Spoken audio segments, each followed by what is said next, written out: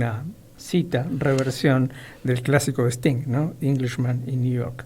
Bien, saludamos a Judith Gosiol, que está en línea. Ella es periodista, investigadora, hace muchos años trabajando con todo lo que está vinculado con la historia y la historieta de la Argentina, tomando nota además que ayer fue el día de la historieta argentina y hubo una serie de actividades, al menos en Cava, en torno de la historieta, ¿no?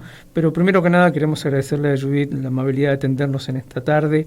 ¿Qué tal, Judith? Alicia Rivas, Miguel Riquelme, te saludamos. ¿Cómo estás? ¿Cómo están? Muchas gracias por llamar. ¿Ayer u hoy es el día de la historieta? Ayer es 4. Hoy es 4. Ah, mira, hoy es 4.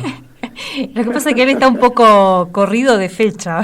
Hoy es 4. Sí, Cortázar decía que uno de los problemas de los cronopios es cuando metían las manos en los bolsillos para sacar la llave y sacaban la cajita de fósforos. Me pasó eso hoy, se me corrió todo el mundo. Sí, no. Todo para un costado. Es 4, Miguel. Es 4, es recién hoy. Es 4, o sea que a este mes le va a sobrar muchos días. Sí, todos estos meses tienen 90 días. Judith, bueno, la historieta argentina, muchos de nosotros, de mi generación y otras, casi que nos formamos y empezamos a leer leyendo historietas. Y tuvimos la suerte, muchos, de leer grandes historietas y grandes historietistas, o grandes narradores y grandes artistas visuales. Vos has venido trabajando mucho este tema en los últimos años. Sí, no sé exactamente cuál es tu generación. Tengo 60. Pero... Ah, perfecto. Porque lo que pasa, lo que vos estás describiendo es como un modelo también de producción que tuvo la historieta, claro, y que incluye su época de oro, digamos, en el que, había... o sea, que la forma de circulación era la revista en los kioscos. Así es. Entonces era como tener... grandes dibujantes muy al alcance de la mano y también un modo de narración que, si querés, o sea, fue cambiando a lo largo del tiempo, pero tenía algo de decimonónico, de un relato, ¿no? De una historia que se estaba contando. Digo esto porque yo creo que la historieta sigue muy viva, pero tiene otras formas y otros lugares de circulación. Y alguna de esas cosas que responden como al lector clásico de historieta que esperaba la revista en el kiosco, que la iba a buscar, bueno, quizás esta historieta ahora no está dando respuesta a esos lectores, ¿no? Y a ese lugar social que ocupaba la historieta. Tal cual. ¿Y se puede especular qué estaría ocupando ese lugar hoy? No sé, tiene como muchas variantes, me parece, porque, o sea, la historieta fue, entre comillas, y depende de qué historieta, perdiendo terreno después de los años 50, digamos. En los años 40 se dibujaba muchísimo, muy a destajo. En los 50 como incorporó una calidad, sobre todo si pensamos en Oestergel y en Prat y en Breccia y en Solano López, ¿no? Pero después de eso, cuando en algún momento se decretó como que era el fin de fiesta, después apareció Antiojito y después, por ejemplo, toda la factoría García Ferré, y después cobró una importancia enorme todo lo que fue Columba y luego Record. O sea que la pérdida del lugar quizás depende del tipo de público que fuera. Obviamente la época de oro de la historieta coincide con la época de oro del tango, claro, de la edición, ¿no? Era una época próspera para la cultura en general, del cine, por un lado. Por el otro lado es que hay formatos, bueno, la televisión le empezó a competir, el cine le empezó a competir y a complementarse, ¿no? Porque hay muchas historietas que toman cosas del tipo de cámara que usa o del tratamiento cinematográfico desde hace un montón de tiempo. Bueno, después la video, después la animación, como todo empezó a tener una competencia. Yo creo que igual lo más marcado fue la televisión inicialmente, de todo lo que era el movimiento que vos, leyendo una historieta, se lo pones vos, o sea, se lo pone el dibujante, claro, pero también se lo pones vos, bueno, de repente empieza a verse. Entonces eso fue atractivo. Claro. No digo que reemplazó la historieta, digo las razones por las que también desaparecieron las grandes editoriales. O sea, hay muchas cosas que se dieron para para que se perdiera ese modelo de lector tradicional. Pero por el otro lado, si vos te pones a ver el manga tiene todo eso y vende a carradas. Claro, claro. No podríamos decir que la historieta en ese sentido cayó. O hay una historieta que se empieza a hacer en Asia que ya es como para el formato de teléfono, es vertical, Sí. tiene poco texto, tiene mucho dibujo pero grande. O sea, las tecnologías le fueron compitiendo, le fueron sumando y fueron complejizando. Antes era fácil decir que era una historieta. Claro.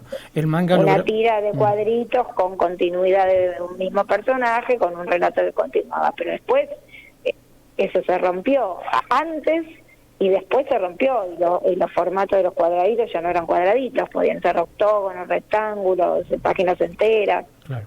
Tal cual. Hablemos un poco de los dibujantes y de los guionistas de aquella época y aún de los contemporáneos y de los cruces, además, ¿no? Argentina exportó durante mucho tiempo dibujantes formidables. Sí. La historieta argentina fue mucho más reconocida, no popularmente, sino, digamos, en el canon o institucionalmente, afuera que en la Argentina. Tardó mucho más en instalarse acá como un lenguaje artístico que pueda estar al nivel de cualquier otro lenguaje artístico que lo que pasaba afuera. Y hubo grandes oleadas. La primera fue después de que cerró la editorial Frontera de Oesterheld, hubo una salida a la Fleetway en Inglaterra, hubo una gran camada de dibujantes emblemáticos de Argentina que empezaron a publicar afuera, no siempre a vivir afuera, ¿no? Claro. Digamos, algunos sí, otros no. Después los años 90, en donde acá hubo una crisis muy fuerte, fue otro momento de salida de los argentinos al exterior, de esos y de las camadas más nuevas, ahora ya instaladas, a Francia, por ejemplo, otras a Estados Unidos, Italia. ¿no?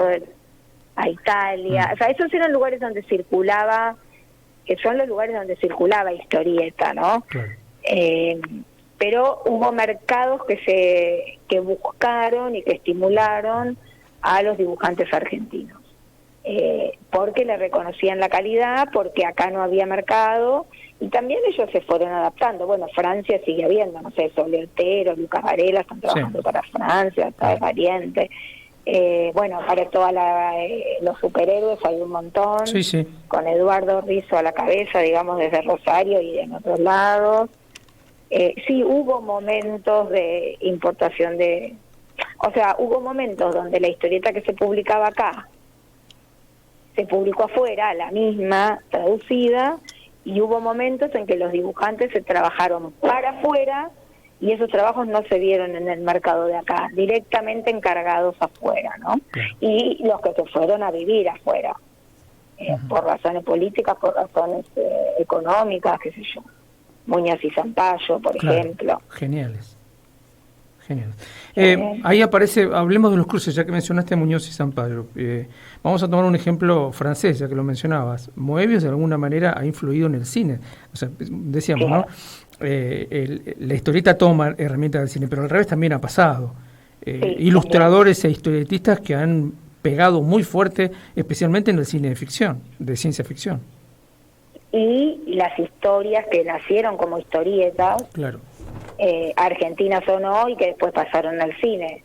Capaz que Superman, la mayoría creo que fue una película y fue una historieta primero, o sea, muchos, bueno, todos los superhéroes norteamericanos. Lo que pasa es que ahí entró a jugar otro fenómeno que acá no se dio tanto, quizás la excepción a todo lo que estamos hablando y que cruza todo puede ser Mafalda, pero que se empezaron a hacer producciones en las que la historieta era una parte de la animación, de la película, del muñequito, ¿no? Que bueno, eso se ve muy claramente en la historieta, en el manga, lo hizo Estados Unidos, con los superhéroes, como que se empezaron a armar híbridos, pero ya a nivel no solo artístico, sino comercial también. Y después está lo que vos decías, las miradas de algunos historietistas que han influido en películas de culto del cine y a la inversa. Planos de la historieta que te das cuenta que las está dibujando alguien que vio cine. Dónde Judith, pone la cámara, por dónde pone el personaje, el primer plano, el plano medio, bueno, esas cosas. y en tu caso, ¿cómo es el vínculo con la historieta y qué aspectos investigás? Yo llegué a la historieta por el periodismo, digamos. Siempre hice investigación. No, lamentablemente, no sé dibujar ni sé escribir guiones.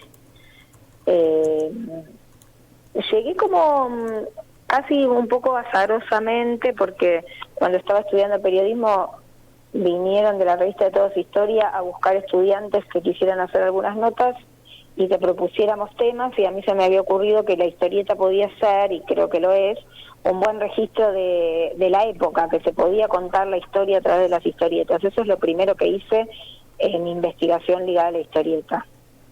Y después hice varios libros para Ediciones de la Flor. Después la historia de la historieta tuve periodos más intensos y menos intensos en relación a la historieta y al otro tema que yo investigaba, que era los libros en la época de la dictadura, hasta que un poco confluyó todo a partir de una muestra que yo hice en Frankfurt en el 2010 para representar a la Argentina, y la creación del Centro de Historietas en la Biblioteca Nacional.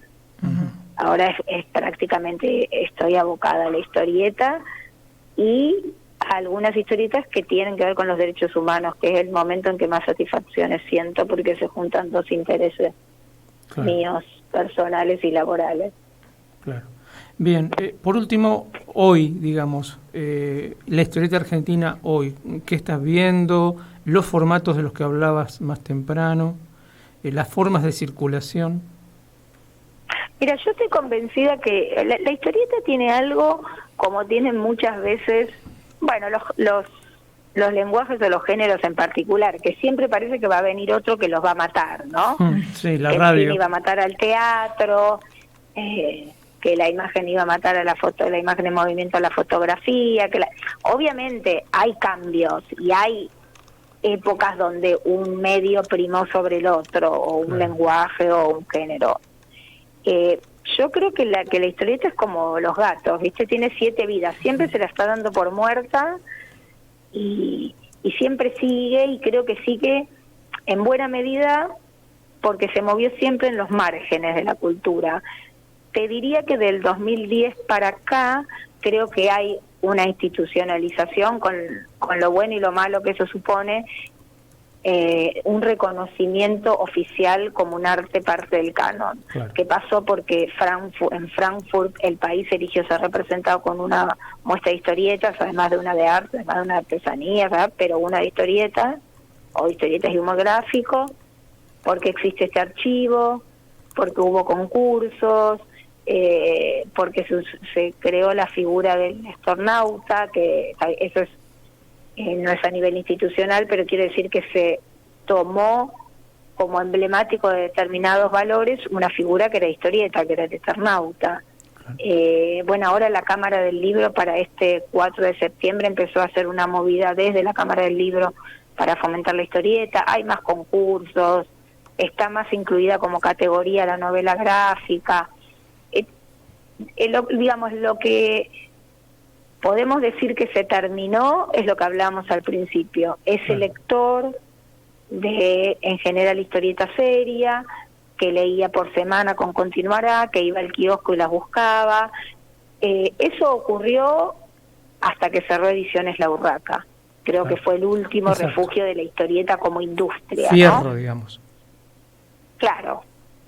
Había habido varias, porque estaba Rijotipo, Paturuzú, digamos.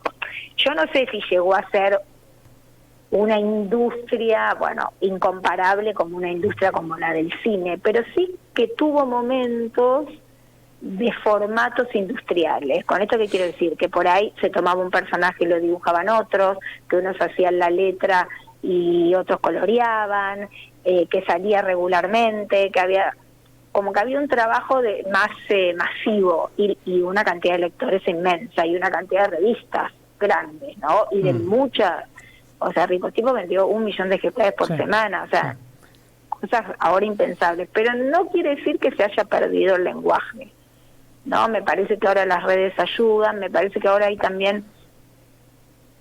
como más facilidad a la difusión y al acceso, tanto de los lectores como de quienes lo hacen, con la tecnología. También creo que hay una reacción interesante que pasa, que bueno, que también se mezclan los memes, ¿no? Esos formatos, pero que hay como una respuesta inmediata, gráfica, a determinados acontecimientos. A la denuncia de un hecho político, a la crítica, hay una función muy de piel, de que puedo la campaña a favor del aborto, ¿no? De que el dibujo, quizás en un término más extendido que solo la historieta y solo el humor gráfico, pueden dar cuenta de la realidad y pueden fijar posición. Claro. Entonces yo creo que son todas formas de supervivencia del género. Del oficio. Y se empezó a hacer más historieta política, que había quedado un poco relegada en función de más de lo autobiográfico. Se cruzaron las dos cosas como un proyecto como Historietas por la Identidad, en la que la historieta está funcionando como una herramienta de búsqueda. Y es una historia personal, pero también es una historia político-social. Yo creo que es eso. Quizás lo que hay que cambiar es la idea de un modelo de lector y un modelo de producción. Claro. Pero no del fin de un lenguaje. Tal cual. Judith, bueno, la verdad es que nos quedamos con ganas de seguir charlando, así que probablemente volvamos a molestarte en otro momento sobre este mismo tema. Cuando ustedes quieran, no hay problema. Dale. Muchas gracias. No, gracias por llamar. Chao, un abrazo. Hasta luego. Judith Gociol, entonces, que es investigadora, coordinadora y curadora del Archivo de Historieta y Humor Gráfico Argentinos de la Biblioteca Nacional. Y la verdad es que tenemos hace rato ganas de hablar con ella sobre estos temas, ¿no? Y bueno, hoy 4 de septiembre es el Día Nacional de la Historieta. No dijimos por qué, Miguel. Lo dijo ella, porque Argentina eligió ser representada por una muestra de historieta en una muestra internacional, ¿no? Y recomendaba ella, y que está accesible, lo pueden encontrar en el sitio de Abuelas, Historias por la Identidad, que está muy interesante. En esta coyuntura viene bien también, así que totalmente. Y es súper accesible, lo pueden encontrar en el sitio de Abuelas. Bien, Judith Gociol charlaba con nosotros entonces.